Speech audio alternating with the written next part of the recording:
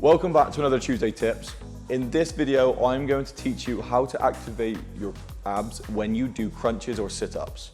And it's a simple little tip, but a lot of people just feel it in their hip flexors. A lot of people do not know how to engage their core and engage their abs when doing it. So hopefully these are a few tips that are going to help you feel it in your abs when you do crunches and when you do sit-ups. First thing you may notice when you do crunches or when you lay down on the floor is you'll have this natural arch in our lower back. Now, when people do crunches, they don't really think about it, or they do sit-ups and they come all the way up, they don't really think about much when they're doing it. Whereas my first cue to anyone when you're doing crunches is get rid of this arch. So this arch I can currently fit like my whole hand, sometimes my arm underneath it. Now what you want to do before you go and do your crunches, your first thing is force your lower back into the ground. So get rid of this arch. So we draw our stomach in and we push down there.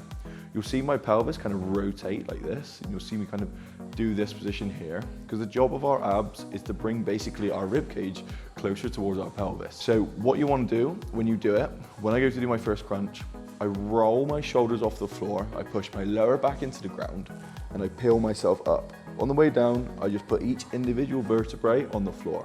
So again, lower back gets forced in, I peel my shoulders off, I come as far up as possible, I feel it engage here, and I go back down. Forcing your lower back into the ground is going to be the first thing and the first cue that should hopefully get you to start to feel it in your abs. Same thing goes for sit-ups. Now, if you struggle to feel it in your abs when you do a sit-up, your best bet is to start in this position where you're sat up.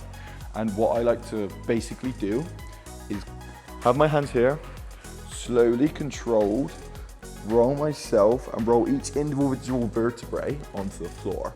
You don't want to slap down. You want to control it. So you want to let each individual vertebrae roll onto the floor and come back up. So that's been another Tuesday tip. Remember, the first thing you want to think about is forcing that lower back into the ground. That should hopefully engage your abs when you do it. My name's Charlie. Thank you very much for tuning in, and we will see you next week.